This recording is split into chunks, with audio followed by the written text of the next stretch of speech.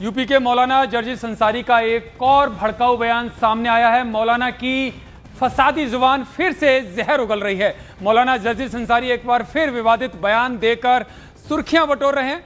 इस बार मौलाना ने राम मंदिर को बाबरी मस्जिद तक बता डाला है। उनका कहना है कि वो बाबरी मस्जिद थी, बाबरी मस्जिद है और बाबरी मस्जिद रहेगी। मकसद साफ नजर आ रहा है, बाबरी के जिन्न को एक बार फिर से जगाने की कोशिश की जा रही है। ये वही मौलाना हैं जो यूपी को पहले ही मुसलमानों के लिए अनसेफ करार दे चुके हैं। सवाल यह है कि जर्जिस अंसारी की फसादी जुबान पर लगाम कब लगेगी, लेकिन पहले उनका बयान सुन लीजिए।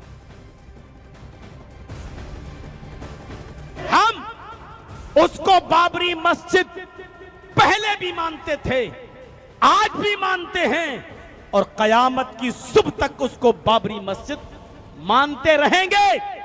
जब तक जिंदा हूं कहता भी रहूंगा कि वो बाबरी मस्जिद थी, बाबरी मस्जिद है, बाबरी मस्जिद रहेगी। किसी के खत्म कर देने से मेरे भाइयों कोई चीज खत्म नहीं हो जाती है। उसका वजूद था, है और रहेगा। तुमने तो उसको कब्जा कर लिया है, ले लिया है, छीन लिया है। कोई चीज अगर हमसे छीन लो तो क्या वो तुम्हारी हो जाएगी? ये वो जिहादी लोग हैं जो भारत के उच्चतम न्यायालय के भी आदेश को नहीं मानते। लेकिन इससे पहले जर्जिस अंसारी का एक बयान और वायरल हुआ था, जिसमें वो यूपी के मुसलमानों को बिहार चुनाव से सबक लेने की नसीहत देते हुए नजर आए थे। उन्होंने यूपी को अनसेफ तो बताया ही, वहीं यूपी के मुसलमानों को बंगाल शिफ्ट होने तक की सलाह भी दे डाली थी। वैसे मौलाना का ये बयान एक महीने से ज्यादा पुराना है। बंगाल में मुसलमानों की तकरीर देते हुए 25 दिसंबर को मौलाना जर्जिस अंसारी ने ये बयान दिया था। हमारे उत्तर प्रदेश में चले जाओ। हम तो कई मर्तबा अपने घर पे कह चुके हैं, अब उत्तर प्रदेश में रहने का दिल नहीं करता, चलो बंगाल में शिफ्ट होते हैं। कई बार हम लोगों में चर्चे हो चुके हैं इस बात के। लेकिन सुन लो मेरे भाइयों, आज हालात क्या हैं। मदरसों पे जाके देख लीजिए, कितने सैकड़ों मदरसों पर बुलडोजर चल चुके हैं। क्या बंगाल को भी आप वही बनाना चाहते हैं? उसी माहौल में लाना चाहते हैं आप? ये आपको सोचना है। अक्लमंदी, आप बहुत अक्लमंद हैं। हमें बंगाल के लोगों पर हमेशा भरोसा रहा कि अक्लमंद है।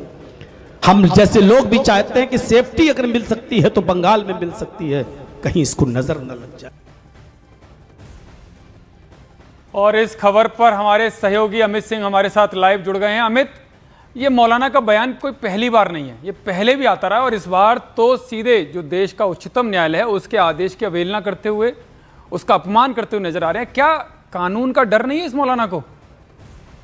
देखिए, बिल्कुल जाहिर तौर पे ये बयान जो तकरीर है ये पश्चिम बंगाल में ही दी गई है और ये पश्चिम बंगाल में 25 दिसंबर को दी गई है। दरअसल जो मौलाना का हम बयान सुने तो ये पॉलिटिकल बयान ज्यादातर लगता है और कहीं ना कहीं जिस तरीके से पश्चिम बंगाल चुनाव है, पश्चिम बंगाल चुनाव में जो अल्पसंख्यक वोट बैंक, विपक्षी पार्टियों का वोट बैंक है, टीएमसी का वोट बैंक है, अल्पसंख्यक वोट बैंक, तो उससे एकजुट करने के लिए इस तरीके का बयान दिया गया है। मौलाना को भी ये चीज मालूम है कि ये पहले मामला लोअर कोर्ट में चला, राम मंदिर बाबरी मस्जिद का, फिर ये हाई कोर्ट मूव किया, फिर ये हाई कोर्ट से सर्वोच्च अदालत यानी सुप्रीम कोर्ट गया और सुप्रीम कोर्ट में उसके बाद जो फैसला दिया उसके बाद श्री राम जन्मभूमि पर श्री राम मंदिर का भव्य दिव्य अलौकिक मंदिर का निर्माण कार्य पूरा कर लिया गया है। तो जाहिर तौर पे ये जो बयान है ये भड़काऊ बयान है और जाहिर तौर पे जो आप भी भड़काऊ बयान इसको बता रहे हैं और आप बड़े नजदीक से उत्तर प्रदेश सरकार को कवर भी करते हैं। क्या उत्तर प्रदेश सरकार इस पर कोई एक्शन लेगी? क्या इस मौलाना के खिलाफ कोई कानूनी कार्रवाई की जाएगी? क्योंकि हर बार चुनाव से पहले इस तरह के बयान आते हैं। जाहिर तौर पे जब इनकी जो बयान है वो जब वायरल हुआ है तो जाहिर तौर पे ये वरिष्ठ अधिकारियों और मुख्यमंत्री योगी आदित्यनाथ के संज्ञान में जैसे ही ये पहुंचेगा तो इस पर पहले भी हमने देखा है कि उत्तर प्रदेश सरकार इस तरीके के जो भड़काऊ बयान है उसको लेकर वो बहुत संजीदा रहती है और उस पर एक्शन भी लिया जाता है। लेकिन ये बयान जो है, ये बयान पश्चिम बंगाल में दिया गया, वायरल है। मौलाना जो है वो लेकिन बयान पश्चिम बंगाल में जरूर दिया गया है, लेकिन राम मंदिर अयोध्या में बाबरी मस्जिद की बात कर रहे हैं, वो तो उत्तर प्रदेश में, और उत्तर प्रदेश का भी माहौल खराब हो सकता है इससे। हाँ बिल्कुल, इसके लिए तो बहुत ज्यादा संजीदा रहते हैं, चाहे उत्तर प्रदेश के मुख्यमंत्री हो, चाहे उत्तर प्रदेश के principal ACS home Sanjay Prasad हो, चाहे डीजीपी उत्तर प्रदेश पुलिस हो। वो काफी संजीदा रहते हैं कि कहीं से भी law and order situation Uttar Pradesh में खराब ना हो। और ये जो मौलाना है ये एटा से बिलोंग करते हैं और जाहिर तौर पर इन पर गाज गिर सकती है। जब ये बयान वायरल है तो अल्पसंख्यक समुदाय के काफी ज्यादा तादाद में जो है वो पश्चिम उत्तर प्रदेश में भी लोग रहते हैं। जी ठीक है अमित, बहुत बहुत धन्यवाद। अमित सिंह बता रहे हैं कि बयान बेहद संजीदा और चुनाव से पहले इस तरह का भड़काऊ बयान ये देते हुए नजर आते हैं और उत्तर प्रदेश सरकार इस पर एक्शन ले सकती है। यूपी का ये मौलाना हर चुनाव से पहले एक्टिव हो जाता है, अपनी तकरीरों से लोगों को भड़काता है। अब आपको मौलाना जर्जिस अंसारी की एक ब्रीफ हिस्ट्री जानना बेहद जरूरी है जिससे उसकी शख्सियत का पता लग सके। खुद को इस्लामिक उपदेशक बताता है ये मौलाना, उत्तर प्रदेश के इटावा का रहने वाला है। धार्मिक तकरीरों के लिए ये जाना जाता है और अक्सर विवादित बयानों से सुर्खियों में ये आता है। सांप्रदायिक सद्भाव बिगाड़ने वाले बयान, महिलाओं के खिलाफ हेट स्पीच देने का महारथी इसको माना जाता है। लिपस्टिक लगाने को लेकर भी अश्लीलता से ये जोड़ता है, मुसलमानों को जिहाद हिंसा के लिए उकसाता है। विश्व हिंदू परिषद के नेता प्रवक्ता विनोद बंसल हमारे साथ जुड़ गए हैं। विनोद जी, बहुत बहुत स्वागत है आपका न्यूज़ 18 इंडिया में। और आप खबर देख रहे होंगे कि जो मौलाना जर्जिस है ये हमेशा चुनाव से पहले एक्टिव होता है और भड़काऊ बयान देता है। किस तरह से देख रहे हैं आपके, क्योंकि ये तो कह रहा है कि बाबरी मस्जिद थी, है और रहेगी।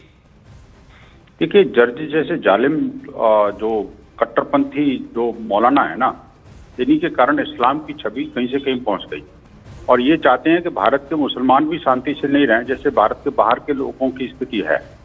आप देखिए, भारत वो देश है जिसमें कि सर्वाधिक मुसलमान हैं, उनके सर्वाधिक सभी 72 फिरके यहाँ मौजूद हैं, शिया सुन्नी भी अवेलेबल हैं, जहाँ पर के आपस में जो लोग खून के प्यासे रहते हैं बाकी मुस्लिम कंट्रीज में, यहाँ शांति से रहते हैं। और ये इसके पीछे कारण ये है कि यहाँ पर भगवान राम और भगवान श्री कृष्ण की पावन धरा है ये, और यहाँ पर सब लोग शांतिपूर्ण सहिष्णुता के साथ जीते हैं। लेकिन ऐसे जो मौलाना जर्जिस जैसे जो लोग हैं, ये वो मुस्लिम यूथ को जिहाद के रास्ते पर उकसा करके और जन्नत के हूरों को सब दिवा स्वप्न दिखा करके ये सीधा उनको जल्दी मरवाना चाहते हैं। ऐसे मौलाना के विरुद्ध कठोरतम कार्रवाई सुनिश्चित करना चाहिए। मैं कहता हूँ ये लोग बाहर रहने लायक नहीं है, ये वो जानवर हैं, इनको छुट्टा छोड़ा गया तो अनावश्यक रूप से हिंसा को बढ़ावा देंगे। लेकिन मनोज जी, आप देखिए पश्चिम बंगाल में चुनाव है और वो पश्चिम बंगाल की धरती से वो ये बयान दे रहा है, तो आपको लगता है कि वहाँ पश्चिम बंगाल की सरकार इस पर कोई कार्रवाई करेगी? नहीं, पश्चिम बंगाल की सरकार तो ऐसे लोगों को पालती है ना जी। पश्चिम बंगाल की जो वर्तमान सरकार है वो तो जिहादियों के सामने नतमस्तक है। अभी कल परसों ही बजट जो आया उसमें 5,500 करोड़ रुपए का उन्होंने वो जिहाद के नाम पर ही खर्च कर दिया पूरा। वो जो बांग्लादेशी घुसपैठियों को और उनके लिए जो पैसा लुटा रही हैं और इस तरह के मौलानाओं को प्रमोट करने का काम ममता जी कर रही हैं। ये बंगाल के अंदर आग लगाने का दिवा स्वप्न देखने वाले ऐसे जो लोग हैं, और ये जो लगता है कि इनको मुस्लिम यूथ को भड़का करके वोट बटोर लेंगे, ये गलतफहमी है इनकी। इन्होंने जितनी बार इस तरह के बयान दिए हैं वैसे उनके आत्मघाती कदम साबित हुए हैं। ठीक है, बहुत बहुत धन्यवाद, बहुत बहुत धन्यवाद विनोद जी। विनोद बंसल का साफ तौर पर कहना है कि आत्मघाती कदम ही ऐसे लोगों के